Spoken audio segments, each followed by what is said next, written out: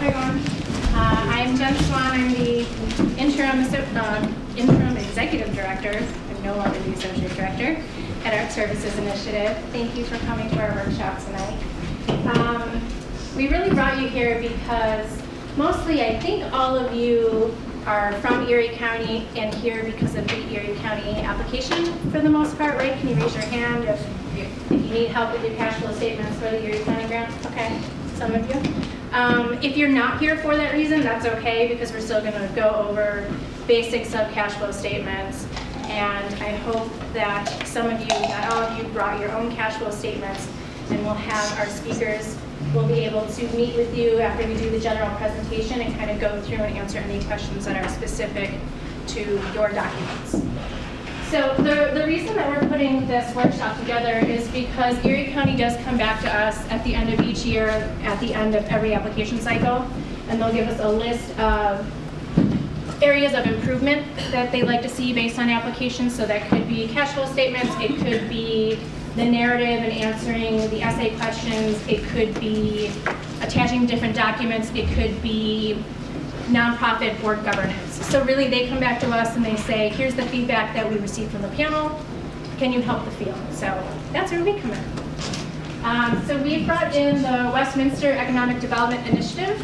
Jennifer Moog will be our main speaker tonight, and then the team will come out and help everyone on your cash flow statements, give you some feedback. I mean, really, what we want to see from you tonight is really getting a good feel for what your cash flow statement is, how do you present it, how do you put it in a document to put in a grant application, whether it's for Erie County, whether it's for somewhere else, and then really use this time as much or as little that you want to. You know, if you don't want to stay and do one-on-ones at the end, you don't have to stay, but if you do, please use the resources that we have here tonight. So before I hand it over, does anyone have any burning questions? There's cookies to get you through cash flow statements, and chips, and lemon flavored water. So hopefully that'll ease the pain.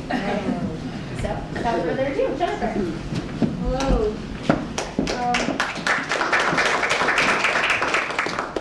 Well, good evening. I am very happy to be here on this lovely spring evening. I think we topped 40 degrees today, so that's, we're getting there.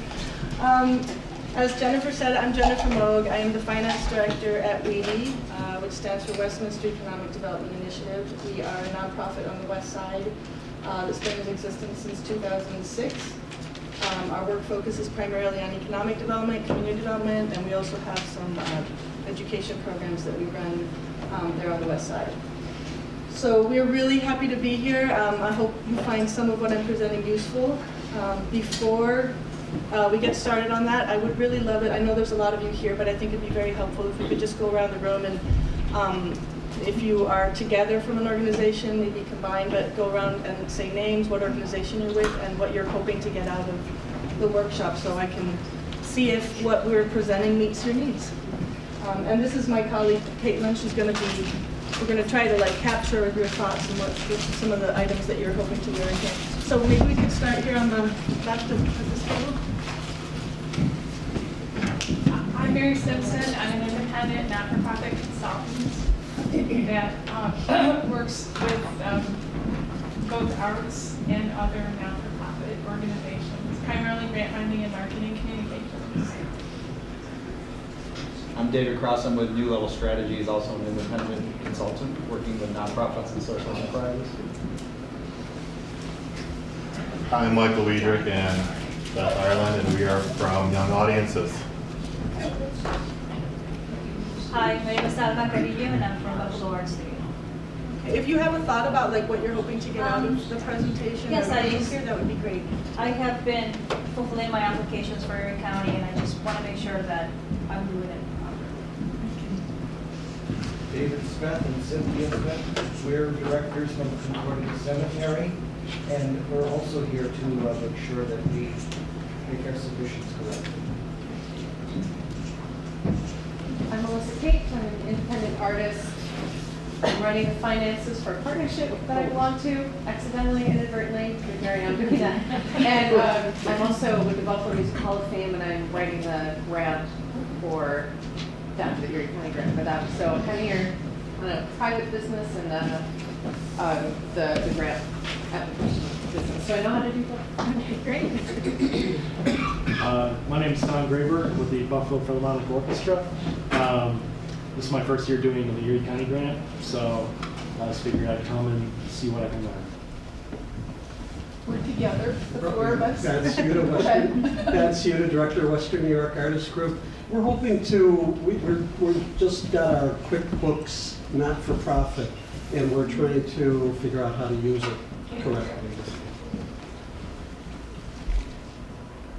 That's the workshop next week. Just kidding. That is a great topic. Is that, so jump to the table in the back?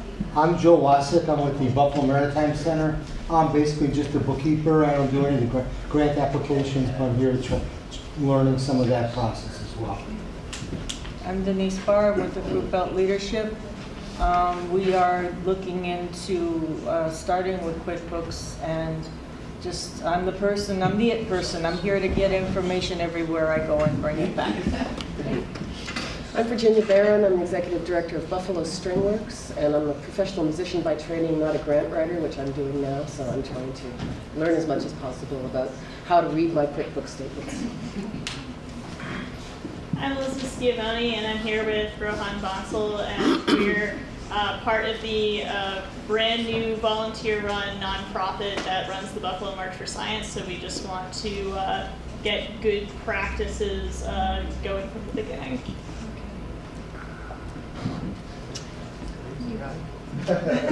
Good evening, everybody.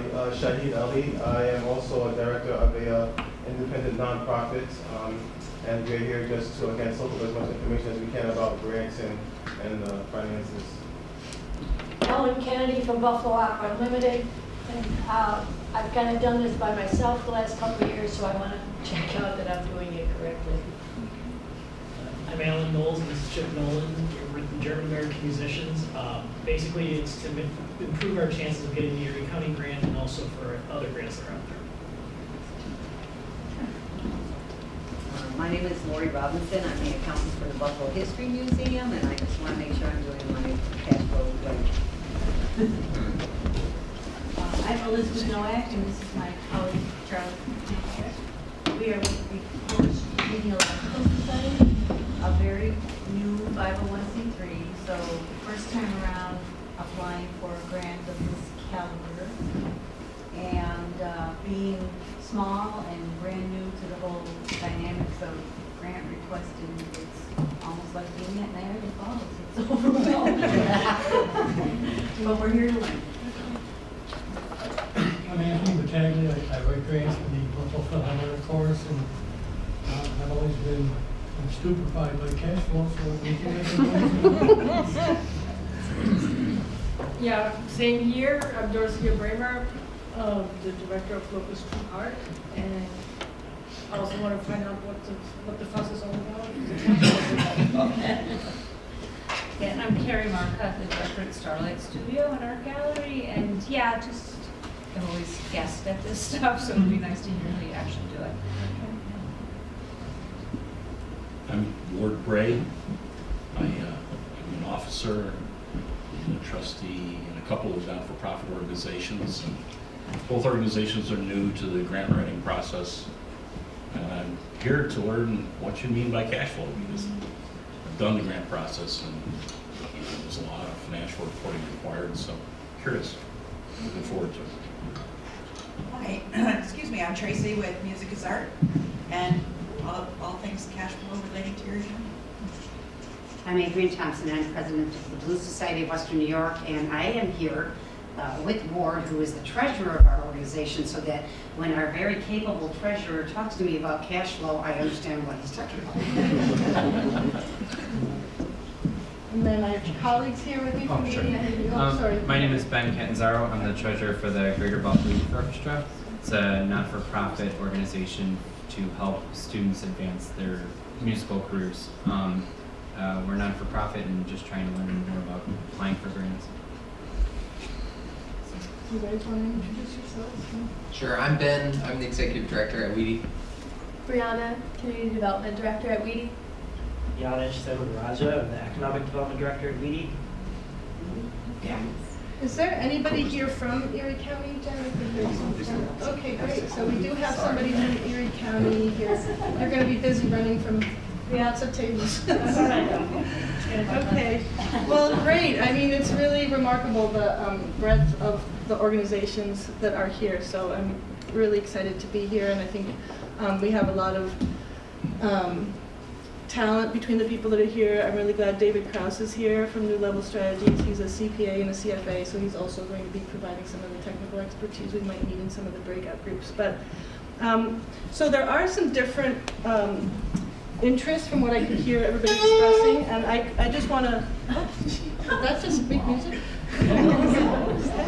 That's to get your attention. When we were asked to present here, the understanding that we had was that I would say the overarching goal is preparing your grant applications for this Erie County cultural funding grant, and really specifically narrowing in on the requests that they make for you to prepare a cash flow forecast for 2019. So this presentation is very geared towards that goal. There may be other things that you take out from it, but I just wanted to be clear, because if anybody is thinking that's not useful to them at all, like this is, I won't be offended if anybody wants to step out if this is not what you thought you were here for. So in order to kind of get, Caitlin, do you want this like to see? So to kind of get to the point of making that useful to you, we're really going to talk about the components of cash flow planning and forecasting. We're going to do that. I'm going to try to keep it fairly brief, 20 to 25 minutes in the presentation, and then I think what would be more useful is to spend time in the breakout groups. And when we get to that point, it might be worthwhile to break you out, maybe by level of interest. We can kind of see how we could break out the groups. Maybe people have more experience paired with people who have not prepared it in the past. So one of the questions you might have is, why does the funder ask for this information? And you feel free to answer too if you want. I mean, generally, this is actually not a very common request on a lot of grant applications. A cash flow forecast is not a typical thing. I mean, a lot of times there's a budget, which is somewhat similar, but so it is a little unusual, and I don't know the history behind it. I mean, sometimes it might be for a variety of reasons. Do you have any clarity on the request that your county is making with this? Or? This is like, my understanding is this is the 40th year of Erie County doing this. The application maybe wasn't always what it looks like now, but it was, the format as it is was created a few years ago, I think, when the Arts Board was reinstated. And so the board itself comes up with the requirements. I kind of just make it look nice and send it out. But some of the issues we had with kind of tells me why we kind of need this. And we've had some organizations, and I apologize if you're here, I don't actually remember what organization it was. This is just an example. But for example, if you know that you're only going to get Erie County grant once a year in July, you can't really expect that or split it up into 12 months. Because you can't count on it before you actually receive it to pay your bills, which you're going to have regardless. But organizations have done that. So that's kind of like an indication that maybe you're not budgeting very well. And we've had some budgets submitted as well that were in the red. And if you're budgeting for the next year in the red, maybe something needs to be looked at. Okay. Yeah, I mean, I think from a funder's perspective, the reason that this is important to them is they just want to make sure that you are a viable organization from a financial standpoint, that the money that they're granting to you is going to be used in the manner that you laid out in your application. And having said that, I mean, it's a forecast, it is a planning tool, it's going to be iterative, it's going to change. So, you know, keep in mind that it's not something you're locking into, but you want to think about it both from the perspective of what it looks like to you for your organization, but also what the funder is looking to see. So they don't want to see like big gaps in your cash flow, because if there are some, that's probably something you should be talking about anyway. There are two forms for this application, the short form and the long form. Both of them request, from what I could see, the cash flow forecast for 2019. The short form states that you can present it in a quarterly format. Personally, I don't see any advantage to that. I think when you start doing the planning, it really is helpful to actually plan it out by month. So you may as well do that. If you want to roll it up into quarterly segments to present, that's fine too. But I think just from a planning perspective, you're going to find it a lot easier to do from on a monthly basis. So that is what we are here to do. And I know that there was, the title was called cash flow statement, or that's been thrown out. And I just wanted to clarify that since our focus is on the forecast to present for the application, that is different than a cash flow statement. So a cash flow statement is usually like at the end of a period, you're looking back and you're reconciling your net income with the cash flow from operating, and also you're taking into consideration non-cash activity. I mean, there are also things from financing. So it kind of is part of your standard statements. It usually pairs with your balance sheet and your income statement. So it's looking back at the history of a period of time. Whereas the cash flow forecast, which is what we're going to focus on today, is really looking forward and trying to show that you've thought about where's your money coming in, what are you spending it on, where are the gaps, so that you can plan for them. Is it correct to say that the cash flow statement is simply the past and the present, and yes. the forecast is the future? Yeah, in a simple fashion, exactly.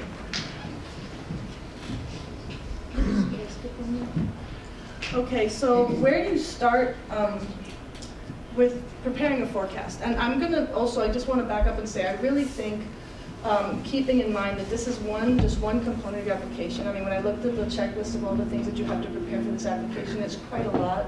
There are a lot of essay questions.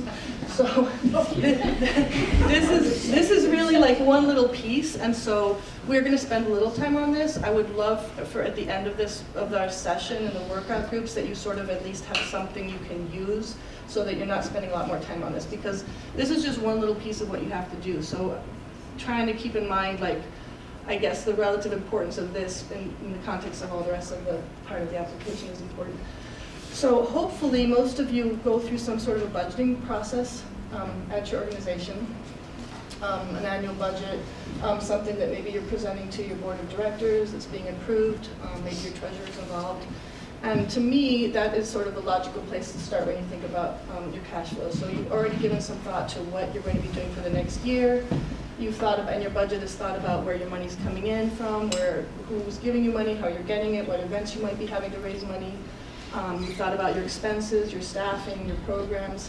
So it has a lot of the information you need. So if you've done a budget, I think that's a good place to start. And in the absence, both in the absence of a budget and also the fact that we're talking about 2019, I suspect many of you, ourselves included, do not have a budget for 2019. So I still think you can start with 2018 and then you just sort of apply some logic to what might be happening a year down the road from that.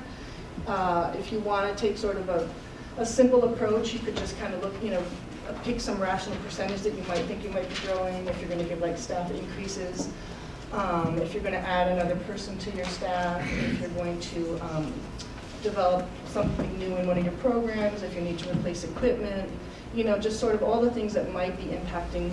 And we'll talk about that in a little more detail in a minute. But so that's the let's plan part of this, which is take your 2018, any information you have about that, and try to jump forward into 19. But you're also going to want to think about your budget should and probably does have activity on it that is not cash basis, right? So most of you are probably doing your accounting on an accrual basis, which means that you're recording activity in your accounting system,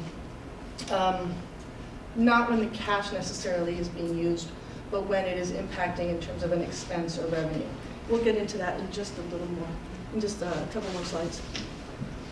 The other thing that will be important for you to think about is this concept of restricted, or temporarily restricted versus unrestricted. For those of you that, does anybody understand or know those differences or see those on their statements now? No? No? Okay. So you might not be, if you're having audits done, your auditor might not be separating it, but in general, anything that you're getting from like a foundation for the most part, like if they're giving you money for a specific program, that is considered temporarily restricted funds. And so you want to really think about the treatment of that cash separate from your unrestricted cash. So unrestricted cash could just be general donations, money you make from special events. Government grants tend to be are treated more like unrestricted because they're considered an exchange transaction. So if you have an agreement with a government agency, that's treated a little bit differently. And timing is everything. You're going to see, or I'm going to talk about timing a lot because the timing of when you get money versus when you're recording it can be very different. All right. So we're going to focus or talk a little bit about breaking it down into the components.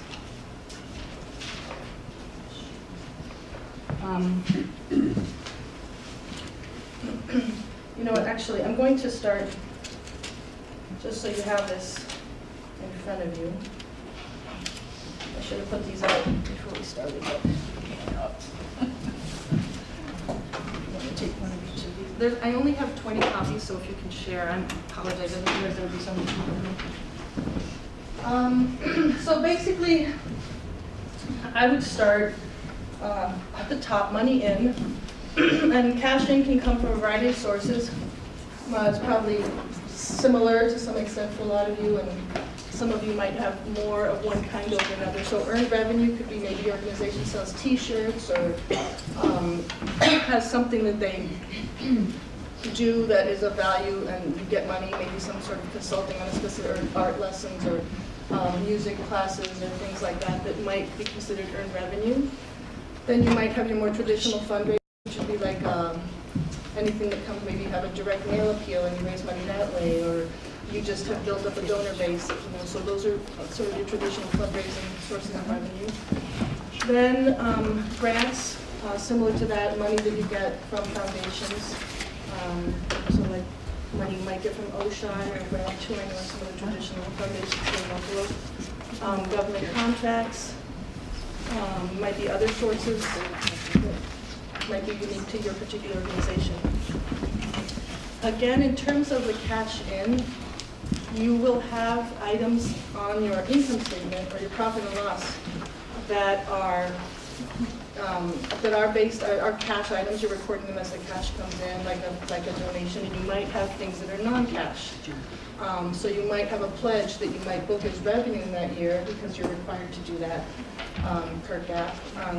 So you might have somebody tell you, yes, I'm going to give you $50,000 over the next 3 years. So you would be booking that $50,000 in that year, but you wouldn't actually get the cash until the next 2 or 3 years. So that would be an example of where you might have something on your income statement, but in terms of cash, it would be in different periods. And that, I guess, that gets directly to the timing thing, which is sort of the theme of a lot of the cash flow planning. LOC stands for line of credit, so sometimes you might be drawing down from a line of credit. I know some organizations have situations where they sometimes have cash flow issues, and so they might have gone out to get a line of credit, and so that might be money that you're drawing down. You have to consider that's cash coming in, but you're going to have to think about paying that back at some point on your cash out. So,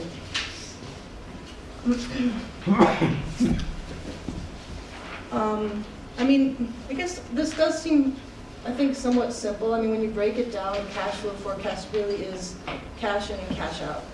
So, I mean, there are things that will impact that in terms of the timing, but I think, it's not, for those of you that are worried or nervous about how to do one, I mean, just think about it as when does the cash come in and when does it go out? I mean, at a very basic level, that's essentially what it is. So on the expense side, you have probably some of your typical expenses could be your personnel, payroll taxes, benefits you might offer, contracts or consultants that you have to pay, occupancy, and then program-related expenses, which could vary depending on your organization and what activities you have. Then there's usually organization-wide type of activities, audit, legal work you might have done, insurance. And some of those, again, might, from an accrual perspective, for example, you might be paying your insurance bill in March or April, and it might be like $1,500. Well, technically, you should be expensing that all the months that that insurance covers. But from a cash perspective, you're gonna think, okay, in March, it's $1,500 out. Even though on my income statement, it might be, $200 every month that I'm gonna expense out. I'm gonna book it as a prepaid, which is an asset, and then you're gonna be expensing it every month. And that again is to highlight the timing of it. So timing of cash versus when you might be recording things from an accrual perspective on your accounting books. So what I just passed out is a template that I freely borrowed from the nonprofit finance fund. Because why reinvent the wheel? I think it's a good sort of outline to kind of get us started. Some of you might have done these in the past, so I think if you have something that you already have created in the past and you like the look of, hopefully you brought it with you. When this is something, I will get your emails and I can send it to you. Otherwise, you can also, if you just Google Nonprofit Finance Fund, you will find it as a template that you can download. And you're probably going to want to modify it a little bit. And when you present, so I'm thinking at the end of the day, when you present this as part of your application process, you're going to just want to simplify it into like a one-pager PDF, that's going to be simple and clean to read. But the nice thing about this is it has a second column of actuals, so if you really wanted to begin tracking against the cash flow forecast that you made, it is a helpful exercise to do on an ongoing basis. So to start with the template, I think the first sort of challenge you're going to face is, since we're looking at presenting it for 2019, you're going to want to think about what cash am I starting with in 2019, right? So that means you're going to have to sort of plan out 2018 and forecast this year too. Give some thought. If you've done a budget, that's a helpful place, and just sort of think about, okay, here's the cash I'm going to have at the start of 2019. Next, I would break that into your two pools of money. If you have restricted money, which is the money that somebody's given you for a specific program, versus your unrestricted money that you can use however you want.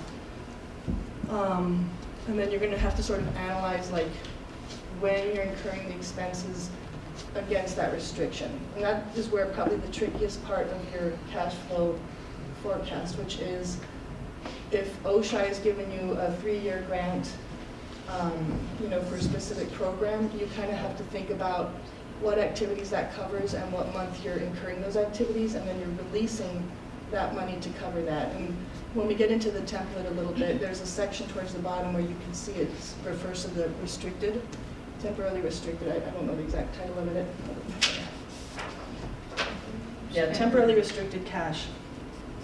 So you're gonna record both things, whether if you get money in from a foundation that you're expecting at a specific time of the year, and then you're also going to put the money out that's been released of the expenses you made in that month.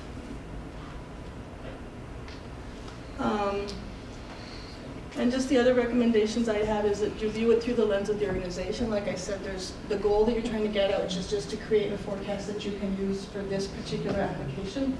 But really, it's a very useful exercise to do, because as executive directors, as people who are in charge of the finances of your organization, I mean, you really do want to know if you're going to run out of money, right? So it's helpful to kind of have a sense of like, hey, by June we're going to be in problems, and what am I going to do about that? So it is a very useful exercise to go through. At the same time, right now, because you're trying to do the application, view it through the lens of the funder. They want to make sure that you're going to be, you're going to exist in 8 months and 9 months, so you have a plan for yourself. So even if you know you have gaps and you see your gaps, come up with a plan in your forecast to address them. Think, okay, I'm going to have an event, or you know what I mean, like massage it in a way that makes sense from the perspective of the funder. I mean, without going crazy.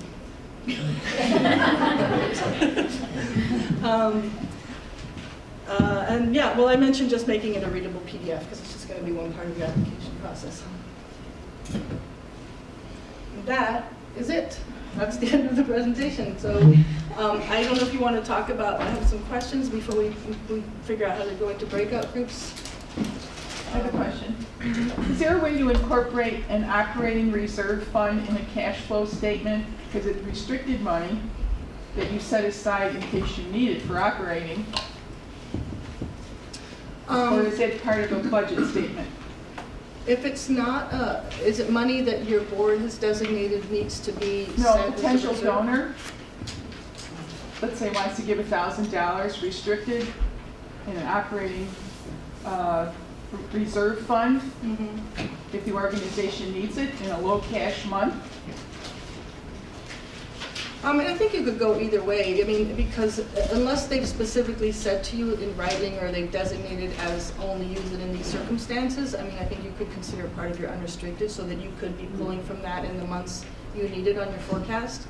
If they've been very specific about how you're supposed to use it, then I would probably leave it out, or I'd put it in that temporarily restricted bucket. And then you would still be showing when you're going to use it because you would release it down from the temporarily. And this, the Excel version of this, the minute you put the amount you're releasing, feeds it up into the income line, so it will do it automatically for you in this version. Yeah, and yes, it's an Excel template. Any other questions? Sure. Tell me if I'm going into too much detail, but what are red flags? What does Erie County consider a red flag in a cash flow statement? So we can avoid that. The other organization.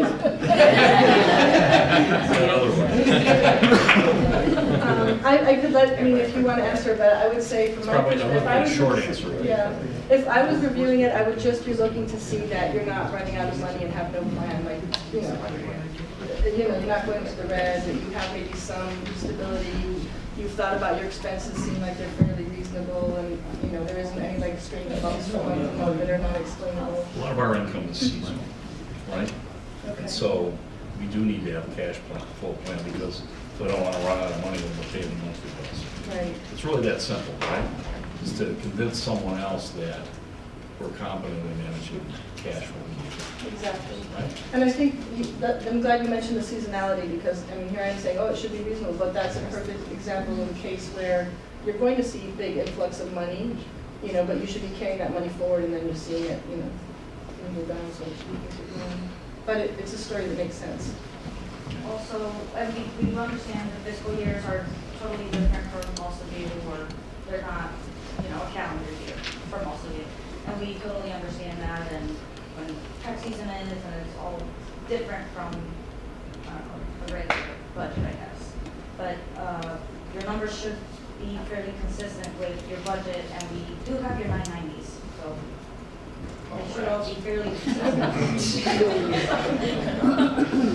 That's a good thing, because they also do ask for your financial statements, so I think you don't want to see a huge shift from what they're seeing in your income statement and your balance sheet to what they're going to see on the cash flow forecast. I mean, it should be a story. I think of it as like it's the financial story of what you're saying in your narrative section. Yes. So are they looking to see, like they would potentially be awarding you some grant money? So should that be built into your forecast, or are they looking to see that you're financially viable without the grant? That's a very good question. I mean, I think I would build it in because you want to show that you need the money. I mean, you also want to establish like, hey, we need your money to do something useful. I mean, I don't think that, as long as it's not like a huge gap, I don't know if you have any thoughts on this, but my perspective would be you also don't want to seem like you don't need the money, right? So, I'm sorry, what was the question? If they should, on their cash flow forecast, if they don't show, if they show the money coming in from Erie as if it was coming from Erie County or not, because then it would seem like they didn't have enough money. So some organizations have been receiving funding for 10, 15 plus years. You can probably count on it. Unless something happens and the county executive is like, we are screwed and have no funds, and the discretionary funds are the ones that go, which is where all the culturals get money from the county. Unless something extreme like that happens, you can pretty much count on it. The only ones I would say to maybe not do it is the newer applicants that haven't been receiving funding before, or have been on and off applying and not applying, leadership changes or whatever it may be, because, any organizations sometimes we get applicants that aren't actually eligible. So if you're new, I would recommend not putting it in. But if you have applied for several years and you have received a pretty steady amount, probably put it in. Hey, Does, you're not allowed to have any questions. this is a softball. Does WEDI entertain loan requests from nonprofits to help fill in these cash flow gaps? I'm gonna let Ben answer that. Technically, yes. No, don't all apply to us at once. But we do from our own funds. We're able to, but we don't have lines of credit yet. Although we can figure out ways to make it a bit more operate like a line of credit. But so I would recommend, if you are looking for financing options. I don't know the scale of your organization, so if you are really small, then maybe come talk to us. If you're a bit larger, definitely continue to work with or develop a relationship with the local bank or credit union. Because the line of credit would be, I think, a better tool, generally speaking, for this type of help. Is that loan interest based or? Do we have interest on our loans? Yes. We do. It depends on, we do have some specialized products that we can discuss that we also have some other opportunities. So not all of our products are include interest, but we would have to have a discussion about that in detail. And so a good suggestion, I'll chime in, once you put together your 2019 cash flow forecast for the Erie County application and you see gaps, then you can go to WEDI and say, hey, I need some help. So that's part of that planning tool. Another suggestion that I wanted to make off the conversation that we've been having is one of the things, when you're applying for a new grant, you don't necessarily know if you're going to get it. You don't know the risk level of that. And so when you're looking at your budget, you're trying to figure out, okay, we're expecting X amount of dollars in and X amount of dollars out. We're applying for these following grants. You wouldn't necessarily want to budget 100% for the face value of what you're asking for, because if you're a first-time applicant, the chances of you getting 100% of your request is very unlikely. And so you might want to scale down what you're including in your budget, and then therefore you would scale down what you're also including in your cash flow forecast. So that might help you with that first-time Erie County piece as well. And make sure you use your essays to make your case. That's basically where you can say, this is why we're asking for the money. Our plan is to increase, I don't know, whatever program you provide by this many offerings, and we need this much money to do it. Or we need to hire a new person within the next 3 years to do this, or whatever. That is where you can make the case for the funds that you're asking. And I put up Janusz and my contact information. In particular, those of you that are just starting with some of your accounting work in QuickBooks. We use QuickBooks. I've used QuickBooks for a long time. I'm happy to, if you want to shoot me a question about anything related to that, I'm certainly happy to help. I've been working in nonprofits and financial management in nonprofits for 20 plus years. So I'm happy, anything we haven't addressed here, if it's not even specifically related to this, I'm certainly happy to help answer questions afterwards. I was wondering actually if there is like a no-name brand or open source QuickBooks type thing. I know we've used, Janusz, what's the zero that some of the some of our clients use that with much success? It's not as good as QuickBooks. It's a good substitute, Xero, X-E-R-O. But, I mean, I'm sure like a quick Google search for QuickBooks alternatives may turn up some better options as well. I got an estimate for QuickBooks and for the nonprofit version, and it was, I believe, $349 for one seat. But are you can join TechSoup, which is a not-for-profit organization that you have to apply as a not-for-profit, and then I bought QuickBooks for $50 through TechSoup. First, you have to apply to TechSoup, and they double-check that you're really not-for-profit. And then you can get all these programs for very little money. Put it somewhere. Yeah, not just QuickBooks. I mean, you can get. Yeah, they have like donor software. Is everybody? Are you familiar with TechSoup? Some of you? Okay. If you're not, definitely look into it. Yeah. If you buy directly from It's just TechSoup, like a Google TechSoup, that it will come up. TechSoup.org. if you buy QuickBooks books directly from Intuit, it's $250 or $350. Yeah. So that's good advice. Yeah, it's a lot cheaper than TechSoup. How many of you want to stay for the workout groups and start drilling through a cash flow forecast for yourselves? Because we're all here happy to help and just work through it. And I would like to sort of separate by people who've done it before, have some knowledge, and maybe pair with people who are doing it for the first time. Would you raise your hand if you want to stay for the workout? Nobody wants to stay for the break. Excellent. I can go have a glass of wine. You know, there's nothing like a good example. You can, in the future, take that template and put a good example out there. And we'll see. That'll be Sorry, one more last thing I wanted to say. If you work on it and you want another person, independent person to look at it, that's another thing that we could do is, feel free to shoot it over to us and you can just kind of give some feedback on what it looks like to us before you submit it. So before everyone who does not want to stay departs, make sure you checked in with Mark back there and we have your email because we can forward you any of the materials, any of the information, the PowerPoint that was provided, squeaky wheel report. Excuse me, 2 minutes, please. Please, thank you.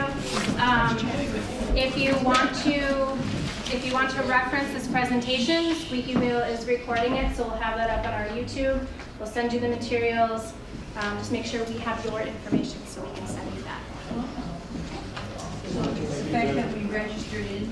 Yep, if we have your email, we'll follow up with materials. And then, so stay in your seats if you want to work with the team. If you don't, take a cookie and have a nice evening.